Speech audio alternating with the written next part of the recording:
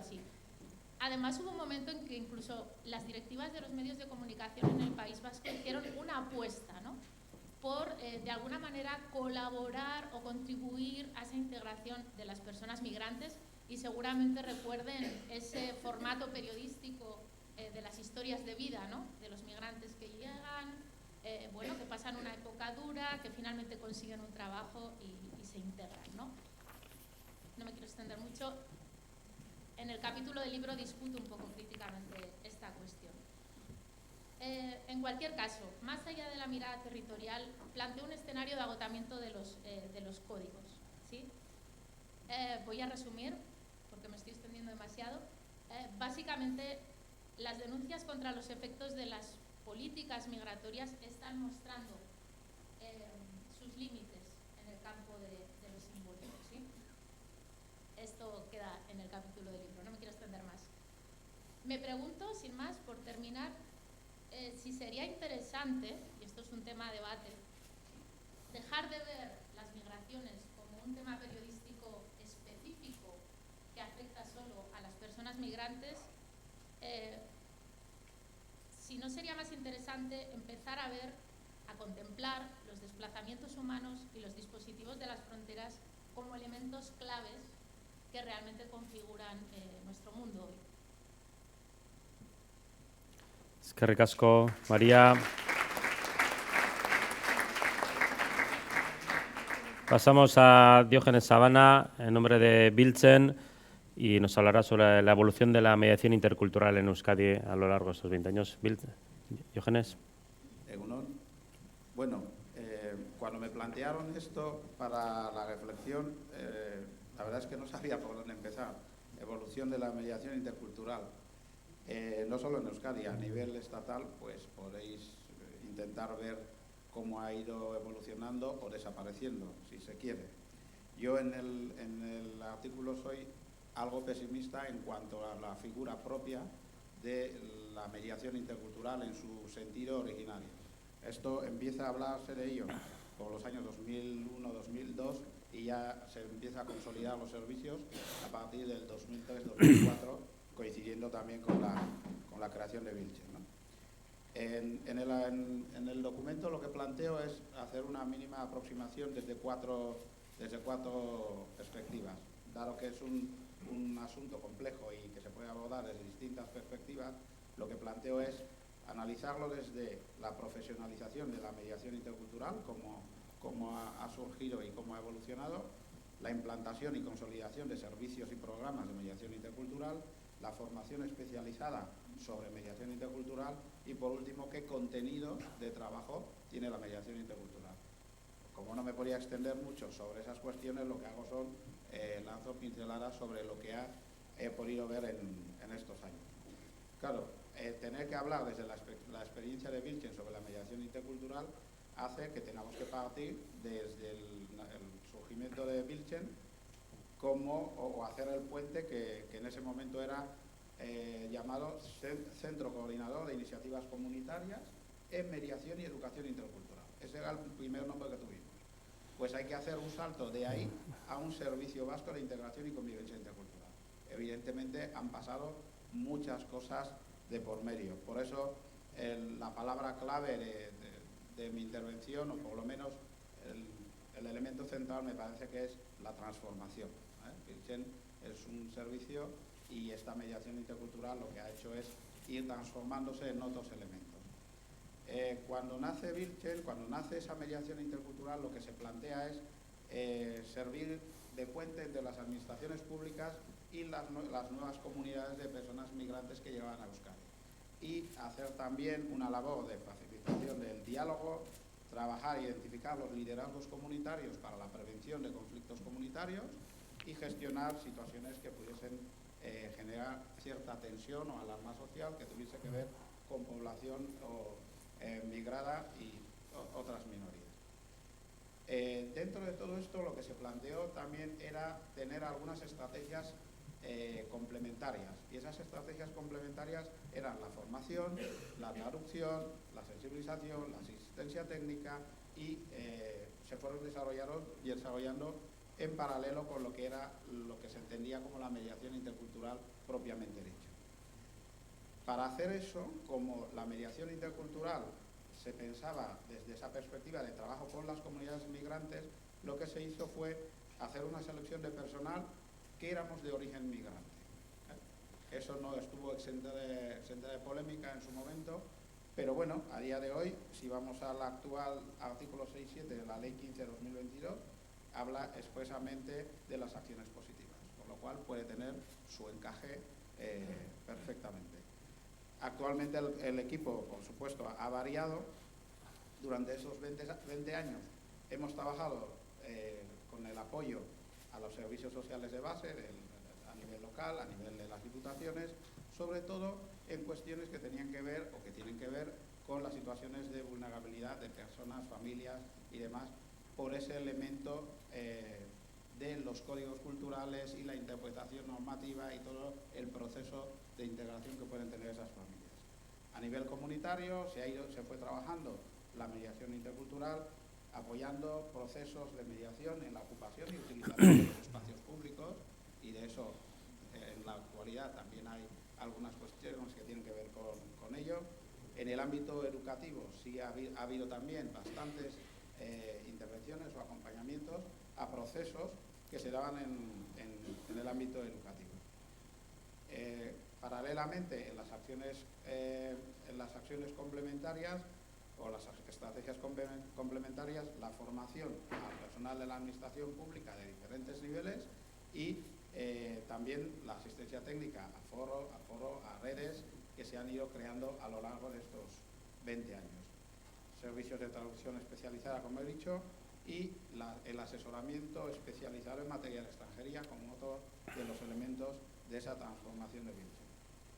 En el artículo planteo un futuro poco halagüeño respecto de lo que es estrictamente la mediación intercultural como se entendía en ese momento, pero hago la advertencia de que no se confunda eso con la evolución de un futuro poco halagüeño para Vilchen, que sería con lo cual quiero que quede claro desde ahora.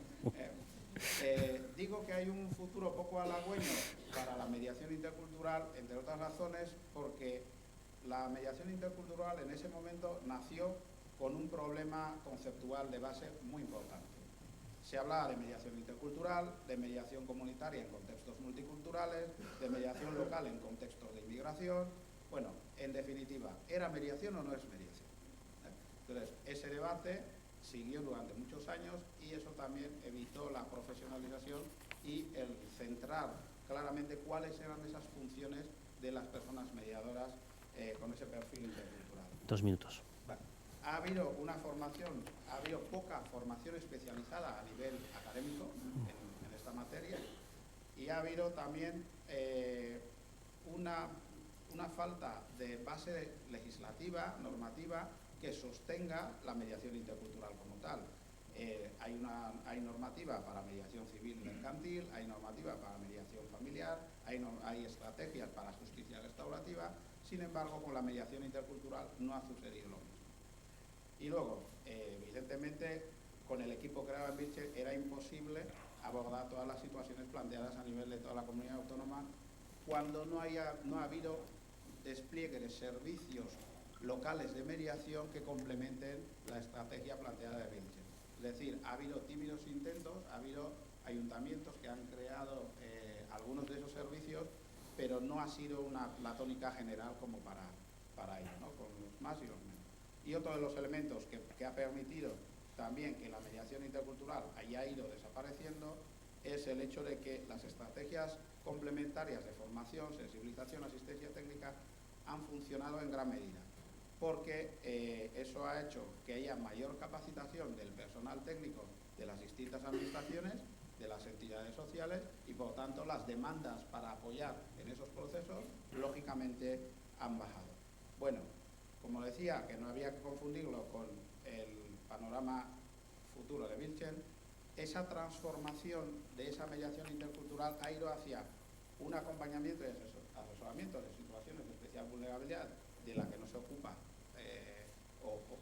no diré que nadie, pero que es difícil tener gente para esas actuaciones, la promoción de la convivencia a nivel local, asistencia técnica a foros y redes, como pueden ser discriminación y una especialización en la asesoría en materia de extranjería, igualdad de trato y no discriminación, como parte fundamental de esa transformación. Mantenemos la consultoría y desarrollo de jornadas, congresos y demás. Y con esto termino. Yo entiendo que la mediación intercultural ha tenido una experiencia poco visibilizada, poco valorada en su esencia. Sin embargo, la transformación que ha supuesto en estos 20 años ha permitido todo lo que os he contado.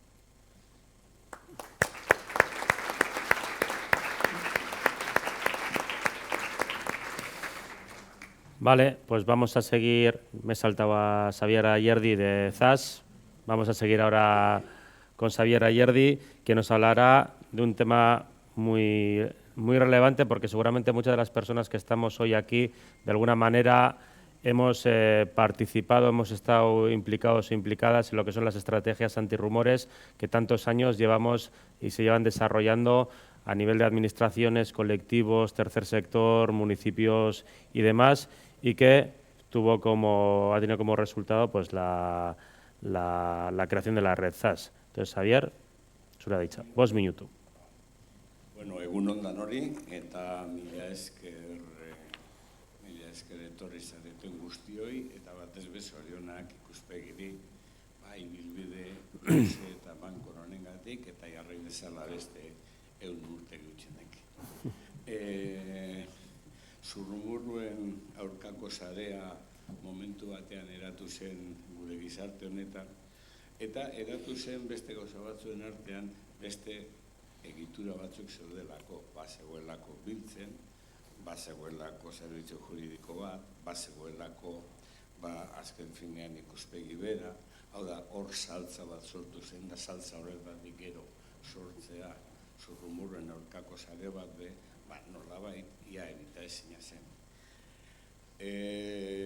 ZAS recoge, digamos, una iniciativa catalana, ¿no?, de la red antirrumores, de la salsa, que viene de Cataluña, vive unos años ahí, digamos, de ida-venida, participación institucional, desaparición de tal participación, asociacionismo, experimentación que se hace, municipios que entran, técnicos de inmigración que han sido fundamentales en todo este periodo.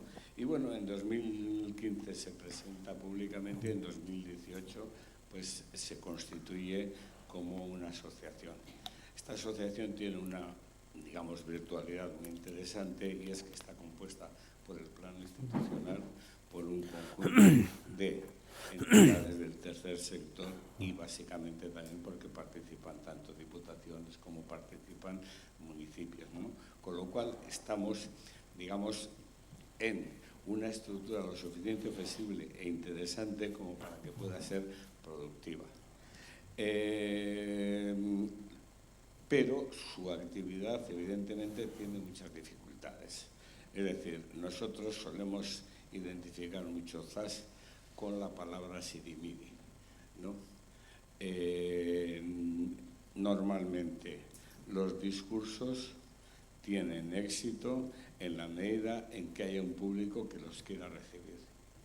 Hemos visto cómo solo en 2 meses se ha colocado el debate sobre la inmigración o el no debate o lo que sea de la inmigración se ha situado, y donde hace un año la preocupación por la inmigración era de un 4%, en este momento mediáticamente está en el 30%. Y si seguimos, pues estará en el 60% y volveremos probablemente pues, a situaciones como la del 2006, que fue, digamos, la eclosión de los cayucos, que subió al 59%. Entonces, es muy difícil actuar en ese contexto, porque nosotros básicamente lo que le decimos a la gente es que no genere estructuras de impunidad, que no las permita, que pare el balón. Es decir, que cuando llega una pelota, pues diga, no, venga, no vamos a seguir con esta bola de nieve. Vamos a pararla aquí se acaba, y durante muchos años le hemos estado diciendo básicamente a gente muy mayor, muy vinculada a la Iglesia y de muy buena voluntad, le hemos estado diciendo, tú a poder ser, pórtate bien. Ese ha sido el mensaje, digamos, sencillo que estábamos transmitiendo desde ZAS. Claro, llega 2016 y allí donde nosotros intentábamos limitar ámbitos de impunidad, hay gente que pasa al contraataque, ¿no? Y no solo practica la impunidad, sino que se regodea con esa impunidad contra los discursos que nos llaman buenistas. Yo siempre pienso que es mejor ser buenista que malista. Entonces se ponen y de alguna forma ya generan entes, plataformas, antenas emisoras de mentiras, bulos, fake news y tal. Con lo cual esto nos plantea un problema, pues digamos, grave, ¿no? Porque dices, y en la lógica del antirracismo, ¿dónde colocas la lógica antirrumores? Pues puede ser el primer peldaño, el peldaño más, digamos, liviano, ¿no? Porque en la lógica antirracista, en los movimientos antirracistas, pues hay un discurso ya más sólido.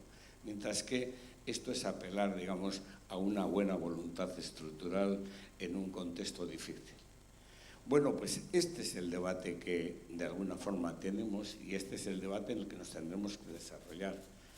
Muy probablemente este verano pues nos deberá obligar en ZAS a reflexionar sobre qué hacer, porque sí estábamos un poquito desfondados.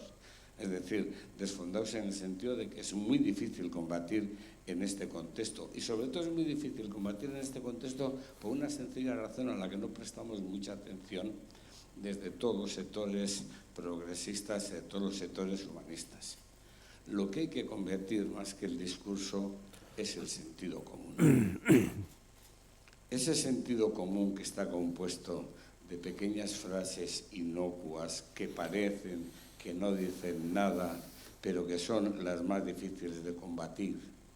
Porque el sentido común, además luego pues se dice esa tontería de sentido común, el mínimo común entre los sentidos, tal, ¿no? Pero el sentido común es donde se van apilando los conocimientos no verificados, los esquemas prereflexivos, y entonces eso es muy difícil de combatir. El discurso antirracista parece que al ser más fuerte los combate, pero, vamos a ver, dato no mata relato.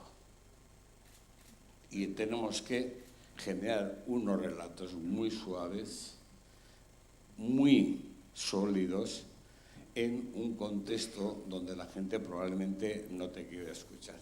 Pues bueno, los caminos del Señor son inescrutables y seguiremos haciendo lo que podamos.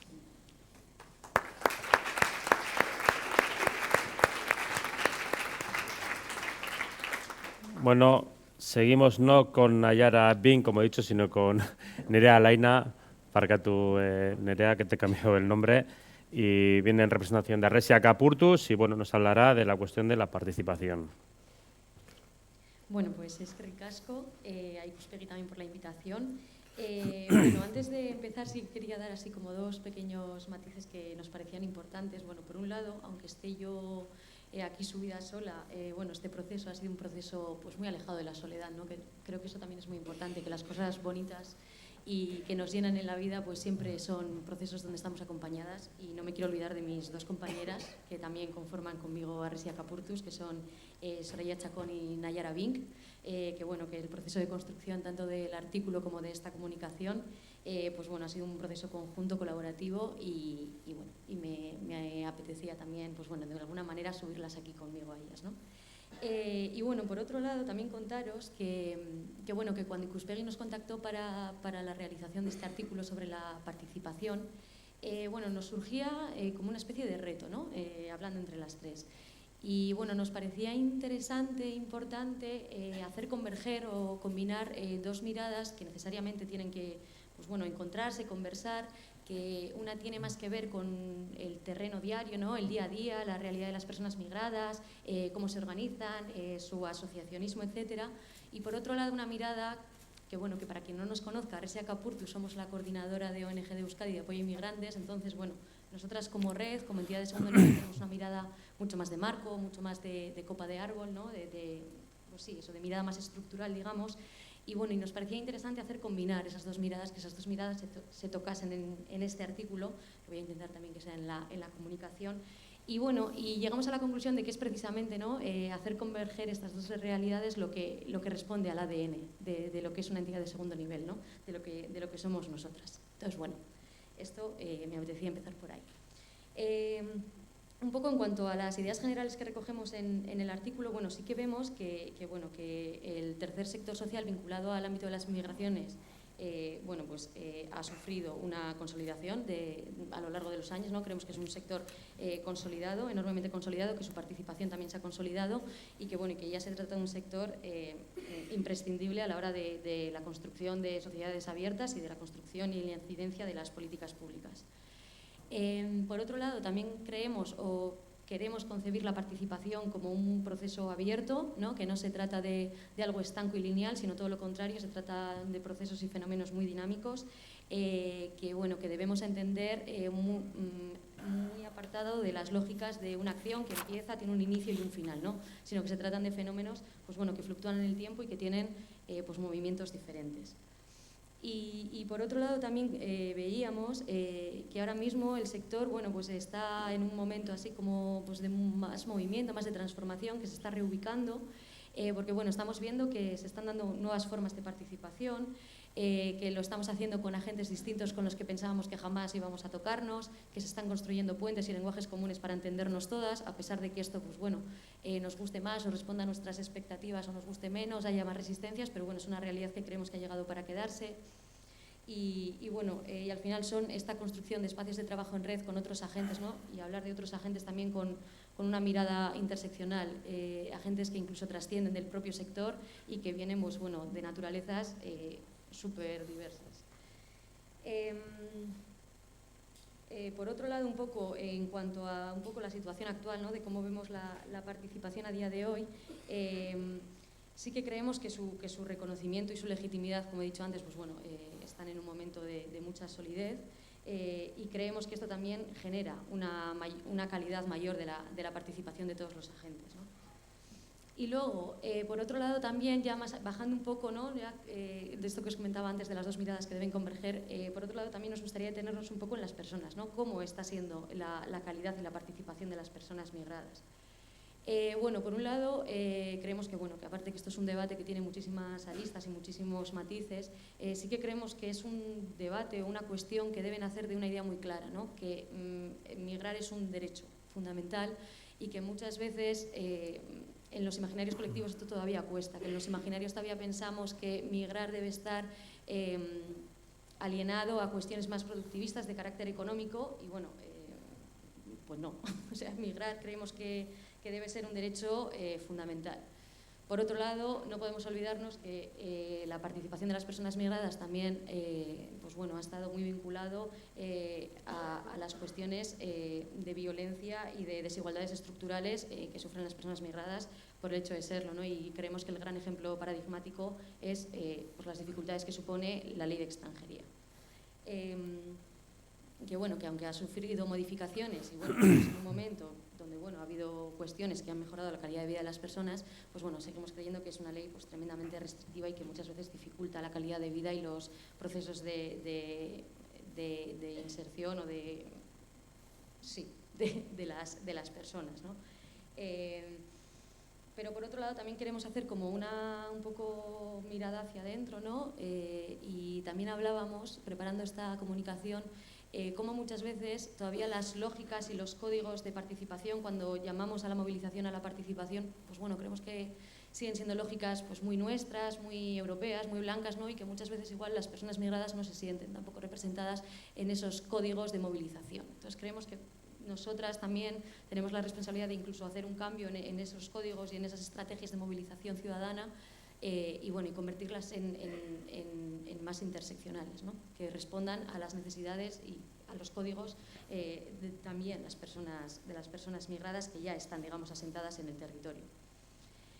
Por otro lado, creemos que estamos en un momento de transformación muy interesante y que irremediablemente estamos seguras de que estos nuevos paradigmas y estas nuevas ventanas que se abren de trabajo están muy ligadas y tienen mucho que ver con el enfoque feminista e interseccional, que es absolutamente necesario y que creemos también que ha llegado ya pues, para quedarse. Y bueno, por ir finalizando, recalcar un poco que creemos que no es posible, ¿no? Que la manera de participar no es una única, universal, indestructible, ¿no? Sino que creemos que tenemos que seguir moldeando las diferentes maneras de participar, ser flexibles, incluir en estos nuevos relatos de lo que implica participar elementos que históricamente han estado invisibilizados, ¿no? Y que yo creo que aquí el feminismo nos enseña mucho, ¿no? Pues cuestiones como los cuidados, la dimensión comunitaria, que creemos que es imprescindible.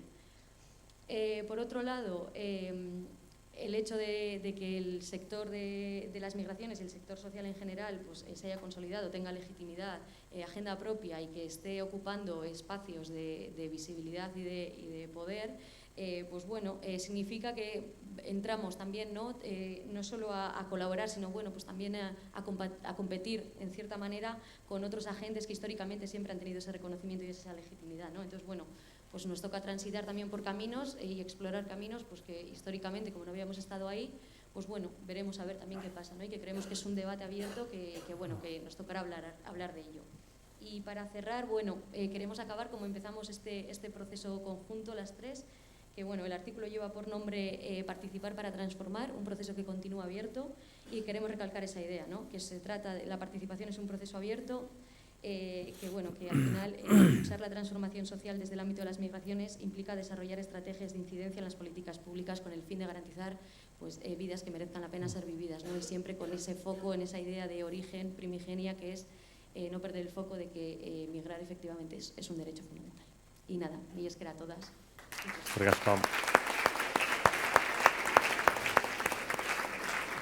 Vale, y para terminar con las presentaciones, pues bueno, Imanol Zubero nos hará una reflexión más macro, más general.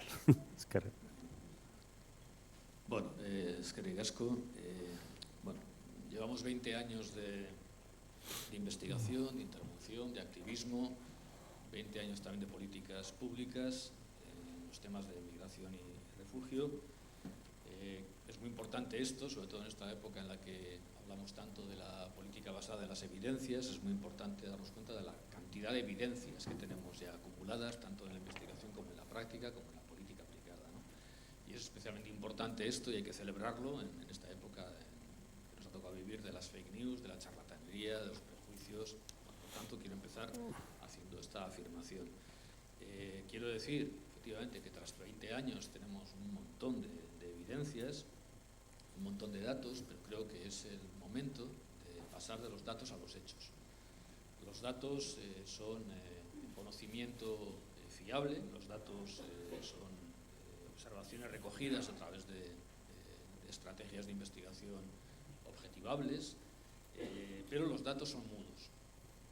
Los datos son mudos, los datos son brutos, y además los datos tienen una característica muy particular, es que parecen siempre nuevos.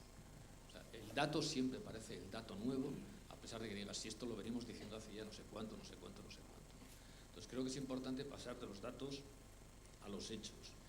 Y los hechos son interpretaciones de los datos, los hechos son dar voz, dar palabra, una determinada palabra, o alguna determinada palabra, no cualquier palabra, a los datos, porque los datos, como digo, son brutos y se puede decir cualquier cosa a partir de los datos, o muchas cosas, ¿no? Los hechos implica convertir los datos en información a partir de una cierta teoría que da sentido a esos datos, que da coherencia a esos datos y que nos permite, a partir de esos datos, plantear políticas, intervenciones, etc. Como digo, tenemos ya muchas evidencias acumuladas. Algunas de ellas, muchas se recogen en el informe, otras se recogen en informes de Ikuspegi, algunas han aparecido ya en esta conversación. Por ejemplo, las personas migradas vienen a Euskadi a trabajar. Eso es una evidencia absoluta, que debería ser ya un hecho, no simplemente un dato. La estructura productiva de nuestro mercado de trabajo, de empleo y de nuestra propia sociedad hace que haya un acomodo muy claro, sobre todo desde el esfuerzo de las personas migradas, a nuestras propias necesidades. El perfil que tenemos de población migrada tiene que ver con nuestras propias necesidades y demandas. Es decir, vienen porque las demandamos y vienen a hacer lo que demandamos que vengan a hacer, lo cual tiene también algunos elementos de injusticia que habría que plantearse. La población latinoamericana es la población que caracteriza sobre todo a esta población extranjera, La mayoría están regularizadas, quienes no lo están en buena medida es por las dificultades que hay para ello, pero están, que quieren estar aquí de una manera estable, integrada. Incluso en las peores épocas de crisis económica siempre aportan mucho más que lo